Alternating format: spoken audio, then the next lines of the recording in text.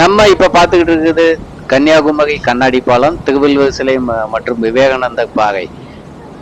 இதை ரெண்டை இணைக்கிறதுக்காக கட்டப்பட்டுள்ள கண்ணாடி பாலம் மிக அழகிய தோற்றம் கொண்டதாக காணப்படுகின்றது. ஒரு சில இடத்துல தமிழ்நாட்டில் இப்படி கண்ணாடி பாலம் கட்டியிருக்காங்க. அதுவும் இது அந்த வகையில் இதுவும் முக்கியமானது. ஆதிச்சநல்லூர் அகழ்வாய்வு பணிகள் நடக்கிற இடத்துல மத்திய அரசு தொல்லியல் துறை அங்க ஒன்று கட்டியிருக்காங்க. அதாவது பாலம் கிடையாது, அது வந்து மேலே நடந்து போக மாதிரி ஒரு பிளாட்ஃபார்ம், ஒரு மேடை கட்டியிருக்காங்க. கீழே அந்த பழங்காலத்து அந்த நினைவு சின்னங்கள்லாம் இருக்குது.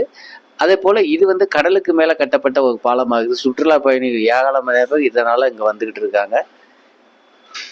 இன்னைக்கு விவேகானந்த பாகையை கூட மக்கள் மறந்து போயிட்டாங்க. அதாவது படகுல இருந்து இறங்கின உடனே நேரடியா அந்த கண்ணாடி பாலத்துக்கு தான் வராங்க.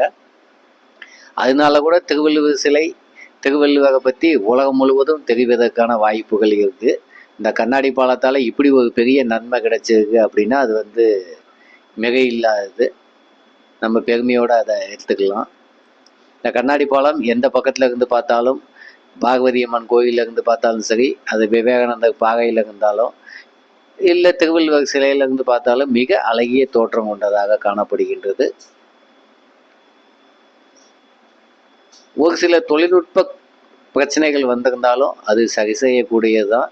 இருந்தாலும் இந்த பாலம் ஒரு அந்த கன்னியாகுமரி மாவட்டத்துக்கும் தமிழகத்துக்கும் சுற்றுலாத்துறைக்கு மிகப்பெரிய ஊக்கத்தை கொடுக்குது.